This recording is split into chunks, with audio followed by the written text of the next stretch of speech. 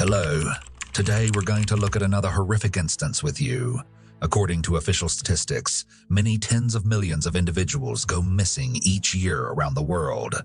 About a third of them are discovered alive and unhurt. Nearly half are discovered after a while dead as a consequence of accidents or murder, and approximately 2 million people vanish without a trace each year. Even after many years, they are rarely discovered to be either alive or dead. Agnes Klavina's story made headlines in the fall of 2014 when a young and highly gorgeous woman who was having fun in a bar with friends mysteriously vanished. Everyone who could have been involved appeared to avoid any responsibility. However, in 2023, 9 years after the incident, the case took an entirely unexpected turn. But let's get to the bottom of this. Who is Agnes Klavina? Our heroine was born on July 8, 1984, in the capital of Latvia, Riga. She grew up in a normal family and is the youngest of her parents' 2 daughters. Agnes' sister Greta was only a few years older than her. Thus, the two were always friends and almost inseparable. The parents worked hard to ensure that their girls had a good education and had the opportunity to pursue their ambitions. Agnes grew up to be a social, pleasant, and active girl. She excelled in school, participated in sports, and had a large social circle. She hoped to combine her work with tourism or entertainment in the future because she enjoyed traveling and knew how to plan an ideal vacation. Furthermore, Agnes had a bright appearance and a stunning body, which drew men's attention and comments. From an early age, the girl has had a large number of admirers who have tried everything to catch her attention. Agnes worked in the service business for a period after graduating from school, while also taking language classes and preparing to be a tourism manager. At the age of 20, she decided to relocate from her native Latvia to the misty Albion and dwell in London. She believed that here she would have more possibilities to realize her full potential and talents. Her parents and older sister were really supportive of her decision. Soon after the relocation, the gorgeous blonde met a young man named Michael Mills. He was 8 years older than Agnes, had a decent education, had his own booming business, opened a small movie theater and entertainment complex, and was widely regarded as a successful guy. He and Agnes quickly discovered a common language and began dating. Michael wooed Agnes brilliantly and gave her expensive gifts. They traveled together and devised ambitious plans for their future. The pair was genuinely in love and happy. It appeared like they would live a long and rich life. According to Agnes' close friends' memories, this was her first true love. She seemed to glow at the sight of her chosen one and hoped to become his legitimate wife soon. In 2014, Klavina was offered a 3-month employment as an administrator at one of Marbella's largest and most popular nightclubs. Naturally, this position required a temporary relocation to another nation, but the ambitious and determined young woman did not want to pass up this opportunity at all. Michael couldn't give up everything and travel to Spain with his girlfriend because of his career, but he wasn't opposed to her signing the deal. For Agnes, it was a fantastic opportunity to try herself in a new field of activity, get invaluable experience, and possibly advance and develop in this direction. It should be emphasized that Marbella is one of the most well-known and picturesque destinations on the Mediterranean coast. Here come vacationers from all over the world, generally wealthy individuals looking to have fun and spend money. Here, you can frequently meet show business stars, as well as notable athletes and executives. Klavina, who has always been social, enjoyed working in such an environment. Before leaving, she visited her family in Latvia and informed them that she had signed a 3-month employment contract. She also offered some good news. After returning to England, she and Michael planned to marry. Dad, mother, and sister were truly thrilled for Agnes and wished her well. Agnes left for work in sunny Spain at the end of May 2014, having packed only what she needed for 1 season. Her partner remained in London, but they contacted each other every day and communicated via video link, telling each other about everything that happened to them. Klavina regularly maintained her sites on numerous popular social media platforms, where she shared daily images, short films, and anecdotes. She attracted a large number of followers who attentively watched her actions and work. Agnes clearly led a fascinating, busy, and enjoyable life. After her employment contract expired, Agnes chose to stay in Spain for a few more months. It was the beginning of the resort's velvet season, and this was a terrific time to make money. She consulted her boyfriend, who supported her and promised to pay her a visit for a few days because they hadn't seen each other in a long time and missed each other greatly. Agnes almost immediately secured a position as a hostess in a high-end restaurant and renewed her lease. Michael paid her a visit in September, as one would expect.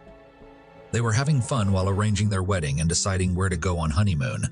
The young guy returned to London less than a week later, and Agnes was scheduled to work in Spain for another month before visiting her relatives in Latvia and flying to England to see her beloved. Unfortunately, these ideas did not come to fruition. On September 6th, Agnes and her companions traveled to the Costa del Sol, a prominent nightclub in the region. She had called her fiancé a few hours previously, and he was aware of her intentions and did not object to Agnes spending time with her friends. The young folks had a good time and snapped pictures together, which Agnes shared on her internet profile that night. According to many who saw her that fateful night, the dazzling blonde was dressed in a stunning short dress and holding a small white clutch handbag. When the pals were going to leave in the morning, Agnes mentioned that she planned to remain a little later and then hire a taxi. She was always serious and responsible, and Agnes hadn't drank much, so her companions had no need to be concerned. When the companions said their goodbyes and made their way out, Klavina was talking to a man who had bought her a cocktail and was plainly trying to gain Agnes' favor. After that night, Klavina was never seen again, alive or dead. It appeared that she had simply vanished into the busy nightclub. No one knew what time the blonde left the establishment, who she was with, or where she went afterwards. Agnes did not show up for work the next day, and when we tried to reach her, we discovered that her phone had been turned off. Colleagues and friends were the first to alert authorities, but the police were slow to respond to their missing persons report. Toward the evening, a concerned Michael called Agnes' mother and explained that he had been unable to contact his fiancée all day, which had never happened before. The next day, Agnes' parents and fiancé attempted to call the Spanish police to report her absence. However, they were told that the relatives had to file such a report in person, or it would not be considered. Following these statements, Michael and Klavin's family boarded the next aircraft to Marbella. Finally, the family filed a missing persons report only 5 days after Agnes vanished without a trace. The first thing investigated was Agnes' rented apartment, but it appeared that the owner had left for a bit and would return soon. Documents, money, and a few valuable pieces of jewelry were in their proper locations. The refrigerator was packed with prepared food, and on the bed were numerous costumes from which Agnes had chosen what to wear to the club on her final night. Klavina had clearly not been in her apartment since the day she went out with her pals. Her phone was turned off. She had stopped posting on social media, and she had not responded to any messages. The police only began investigating the disappearance at that point, but valuable time had already been lost. Agnes' friends and relatives began posting flyers throughout the city with her picture and a call for assistance in the hunt. The tale was also covered by the media, with Agnes' images appearing on the front pages of local newspapers.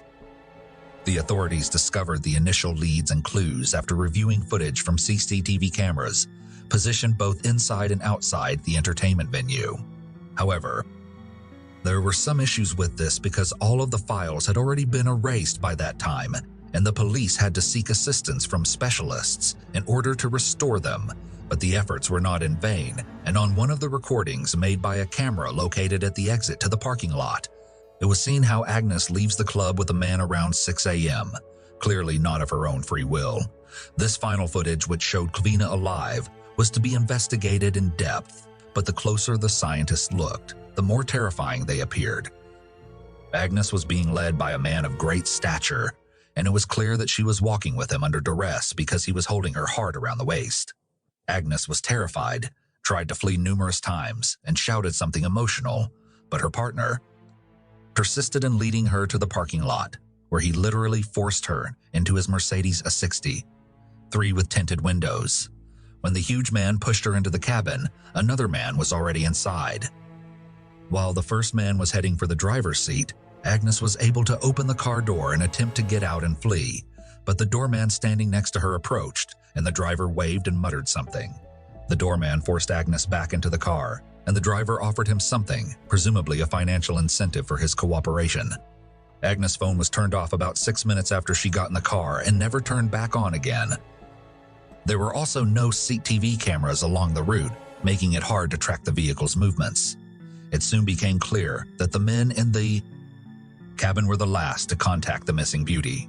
Surprisingly, the matter was treated with strict secrecy from the start.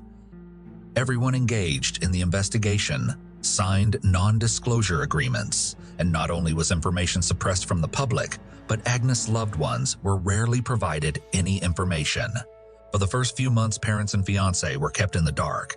They were merely told that the inquiry was underway and that it was too early to make any conclusions, but given that Agnes had not provided any personal information at this time, there was little chance that she was still alive.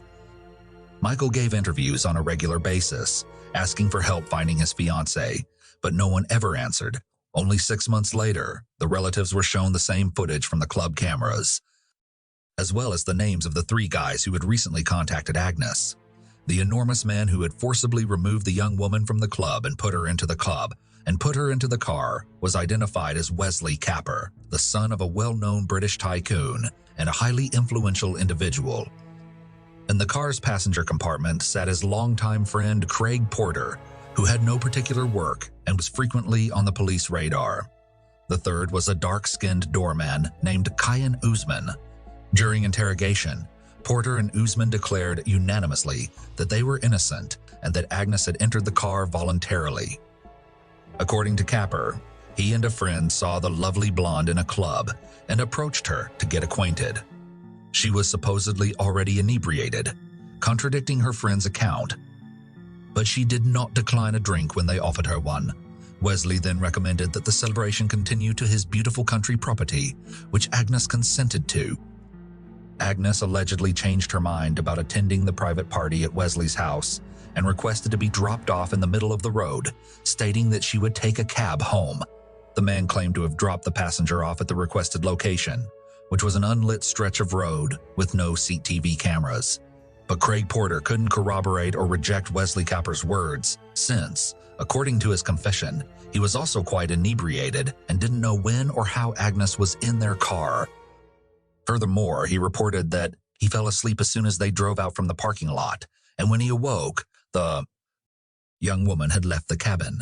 The third suspect, doorman Kyan Usman, admitted that Agnes Klavina was inebriated, but could not say if she had entered the automobile voluntarily.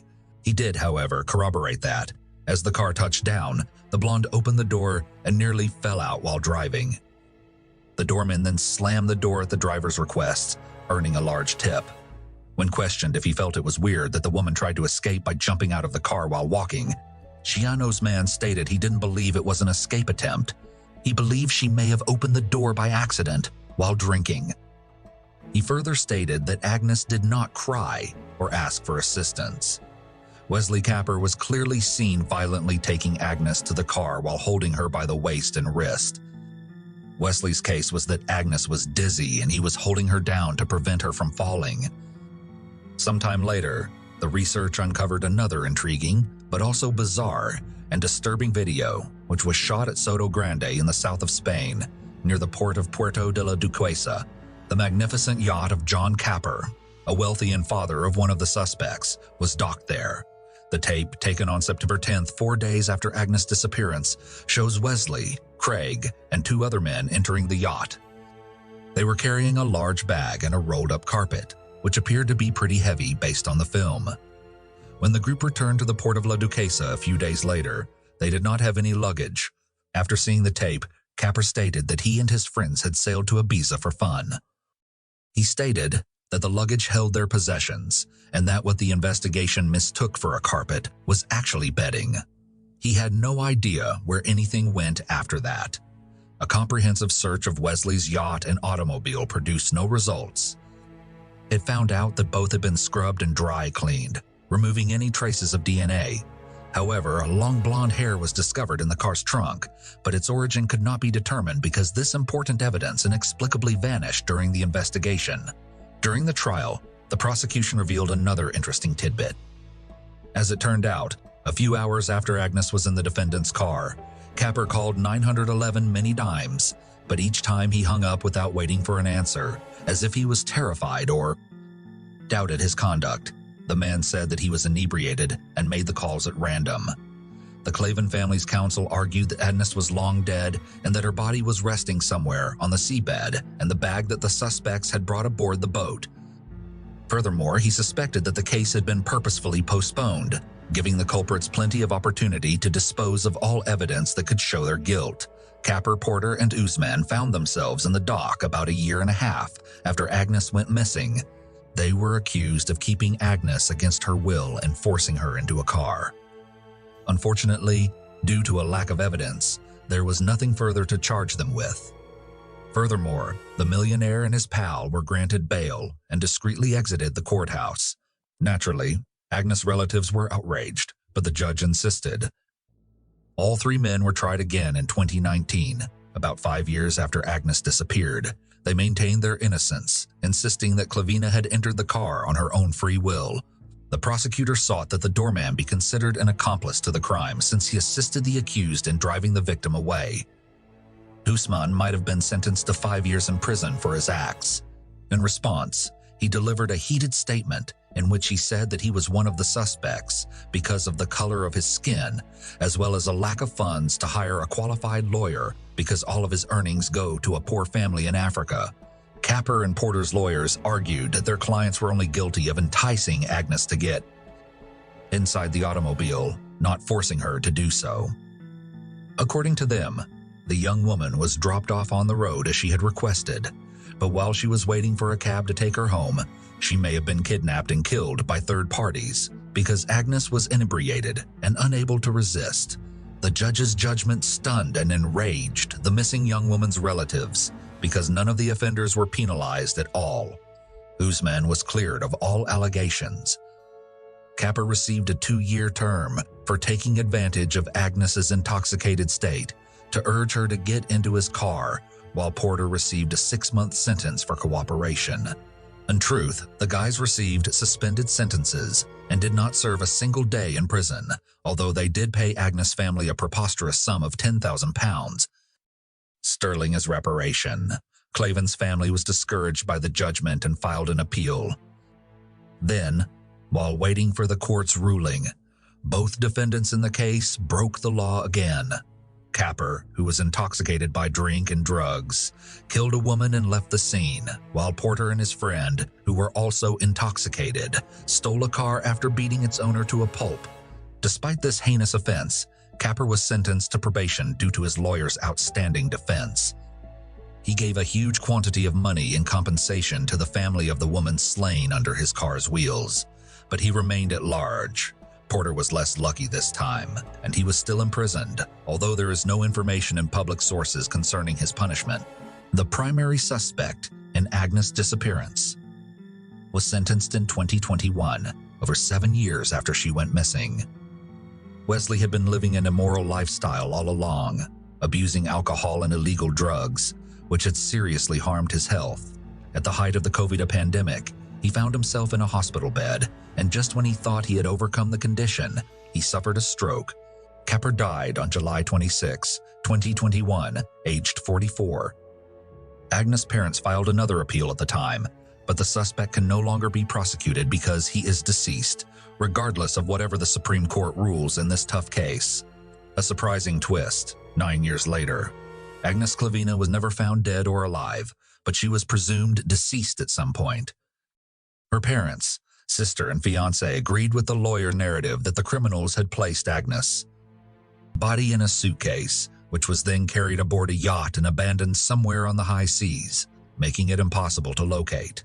However, in the summer of 2023, 9 years after Agnes vanished without a trace, the investigation took an unexpected turn. So, in mid-June, a gardener at La Quita, an upscale golf club on the Costa del Sol, was cleaning the area when he discovered a curious object along the coast, which turned out to be an old, badly broken luggage. The man did not dare to open it himself and contacted the police. Police discovered human remains inside the luggage. The examination revealed that the discovered bones belonged to a young woman who died between the ages of 25 and 30, 55 and 35. Furthermore, it was discovered that the suitcase containing the remains had been submerged in water for almost 10 years before being brought to land. After gathering all of the data, the police theorized that the body found belonged to Agnes Klavina, who had vanished 9 years prior. To establish this unequivocally, a series of tests will be performed to compare Agnes' DNA to the remains discovered. Experts are currently working closely on this topic, but the investigation's findings have not yet been made public. If the suspicions are proven, the case will be reopened and the remaining suspects will face trial. Thank you for watching, gentlemen. Subscribe to the channel, there are many frightening stories ahead.